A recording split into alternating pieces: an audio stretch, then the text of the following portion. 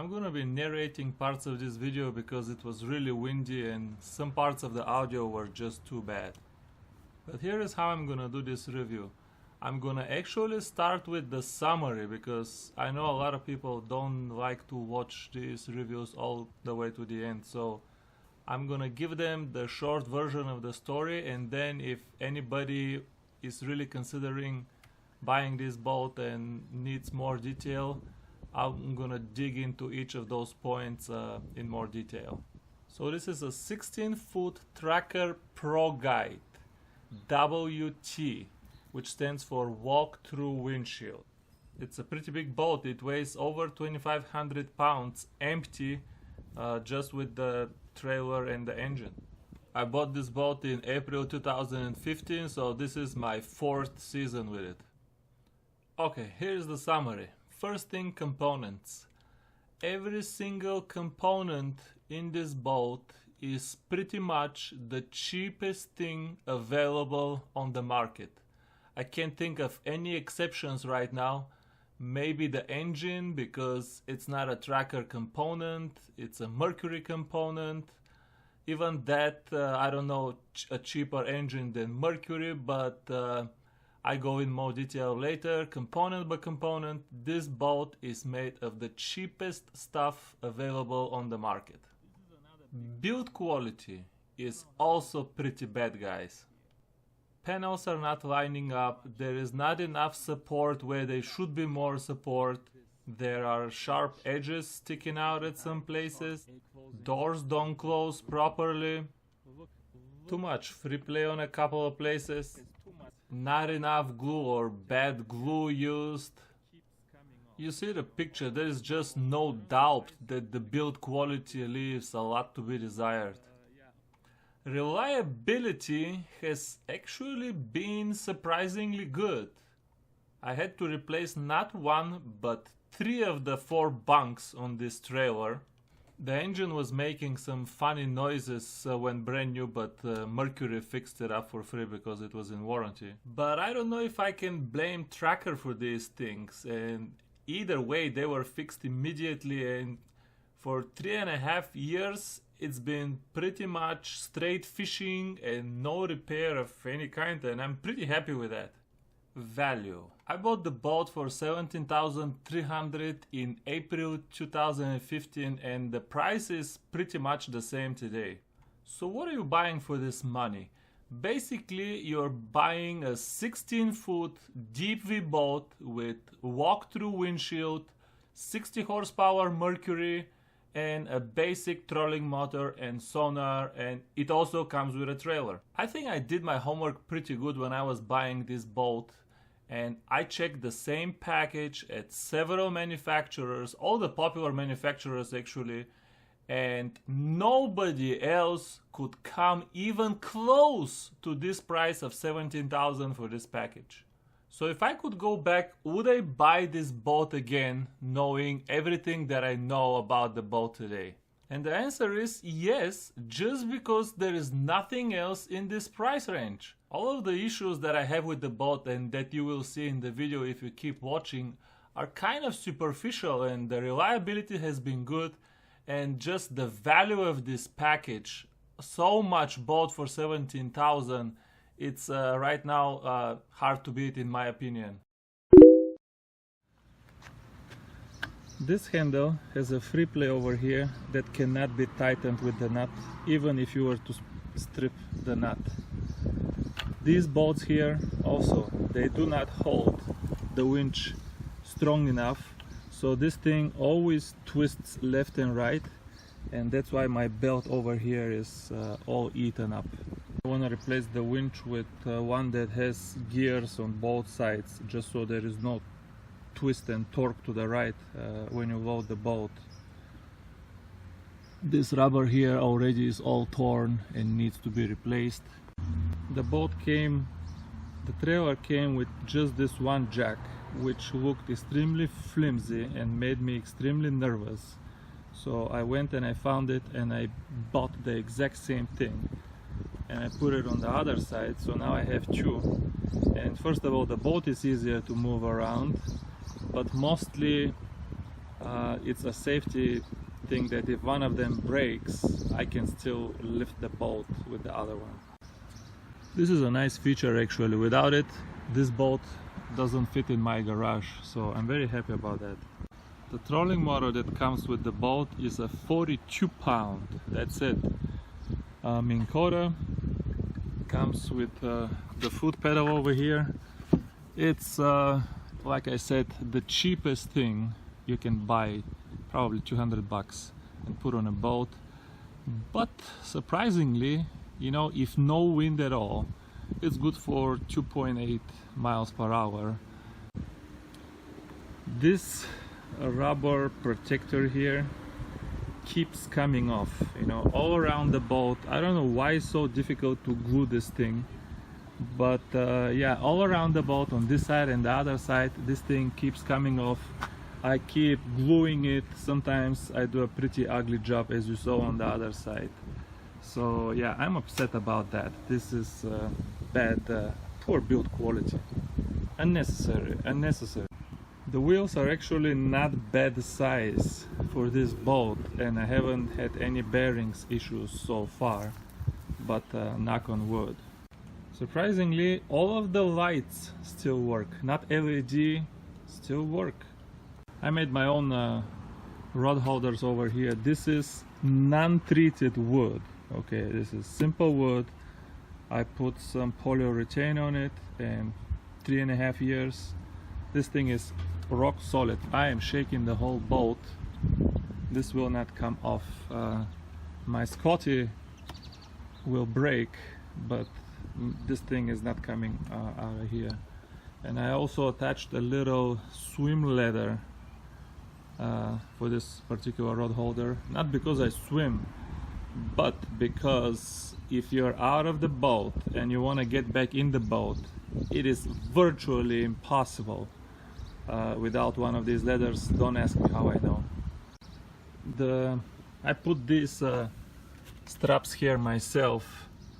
The straps that come with the original trailer are a total joke. I tossed them in the garbage immediately. They're just too risky to use on the road. I replaced the propeller on my engine with a 4-blade one because I needed a little bit more lift on slower speeds. With this prop I get about 30 miles per hour with no wind. They say this boat goes 34. I was never able to go 34 even with the original prop,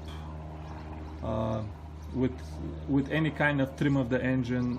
34 I was never able to do. The drain hole, I have never seen water come out of my drain hole after the end of the trip. This boat, for all of its shortcomings, so far has never had any kind of leak.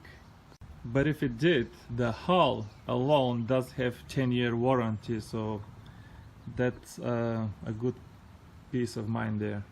I like these tips here. Look how they put a little non-slip rubber.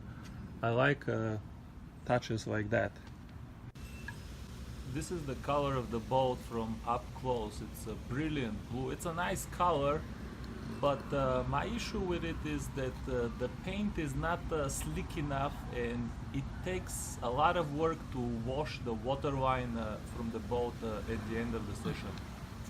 So that's about it on the outside. Let's hop inside and show you some more problems. Starting with the front, no issues here really. This boat has this what they call VersaTrack. Show you on the other side, all around the boat, which I use to attach all of my rod holders.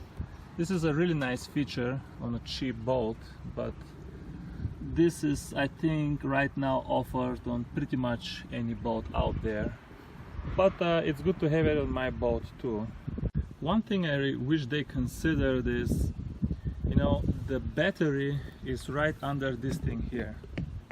Okay, and it looks like a big bay.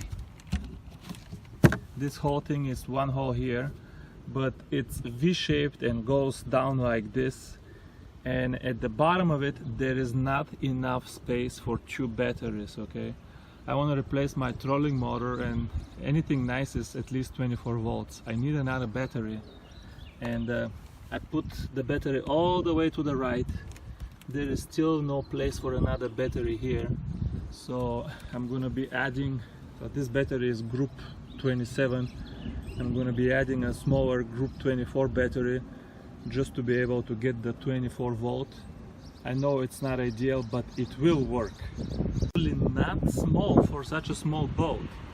It's big enough for pretty much anything but a trophy catfish. But it comes with a minnow bucket here that you can keep your minnows on one side. You can put this separator here to, if you want to keep bait and other fish separately. So it has automatic water recirculation, filter, pump. Yeah, I'm pretty happy with the live well on the boat. Now here is an issue that just drives me nuts. Okay, try closing the walkthrough. Look how much more you need to close this. This is not fixable. I talked to them. They told me this is not fixable. You gotta grab one side with your hand and really pull on it, and yeah, the whole hull of the boat flexes when you just pull it with your hands, and that's the way to close this window. So to me this is a build quality problem. The seats were unbearable. I immediately replaced them. I just got something off eBay that was a little bit whatever, cheap thing I could find with a straight back. I wanted a seat with a high straight back. The original seats have this hump over here, you know, right behind your neck, not even behind your head. So your back, when you sit, your back gets curved in a C kind of shape. It's just unbearable. Just one trip I had severe back issues. I don't understand how what designer sat on this seat and said, yeah, that's a good seat, we'll ship it out with this seat. The Humminbird is not the stock sonar, of course. The stock sonar is, again, the cheapest thing, literally the cheapest thing you can buy on the market. I think it costs 80 bucks. That only has 2D vertical sonar, nothing else. The steering wheel has too much free play for my taste. They told me that's normal for all boats. I don't like that. The controls are simple, and yet I haven't had any issues with them. They seem appropriate for a cheap boat, and yeah, everything here works. No issues actually with all of the dashboard controls. I'm making video. Get back inside. Too fancy with the sunglasses, man. Hey, look, the other one got sunglasses too. This thing is not strong, so immediately it developed a depression. Okay, everything still works fine, but I don't like that. Look, this is not flat, but developed a depression here. Okay, this is just too thin of aluminum, and it's just not supported well enough. The one on this side hasn't developed a depression yet, so you can see it's kind of flat here with that side, but that's because I'm very careful and I don't allow anybody to sit there. Now look at these huge, these are pretty high, sharp edges here of the mounting base. And what if you're barefoot? I have kids, I want to let them inside the boat, and they just hit this with their whatever big toe. It's just waiting for some kind of hazard to happen. More alignment issues. Look at this edge here. The floor on the boat is not flat on this side. This is not just a aesthetics issue, guys. You keep tripping with your shoes, you keep grabbing this. Now on the other side is flat, okay, so here you can do it. On this side, what's the problem? Why can't you do it flat on this side? You've all seen my bimini top. Everybody says don't buy $100 bimini top on eBay. They suck. Well, this one costs $100. I go 29 miles every time I'm fishing with the bimini top. I always have the bimini top. Even when it's cloudy, I have the bimini top on. It makes me feel cozy. Okay? Always have the bimini top on. Haven't had any issues. I attached it to the rack here. Maybe I'll make a video one day. This way I didn't have to drill anything. Look at these bolts here.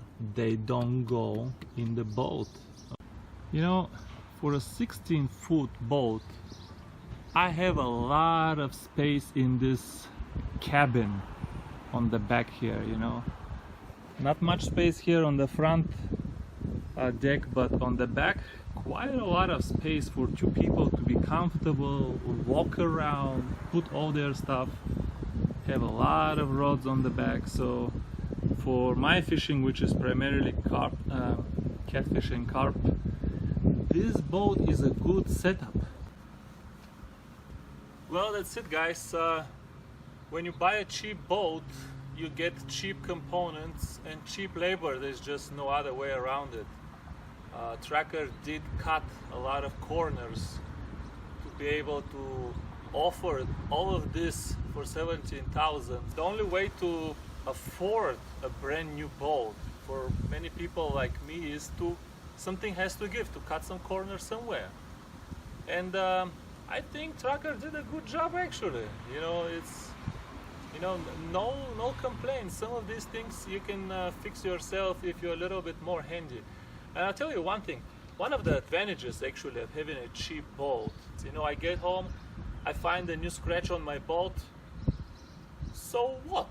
It's not a $70,000, you know, shiny bass boat. It's a $17,000 Tracker. I don't care, you know, it's got dings, so what?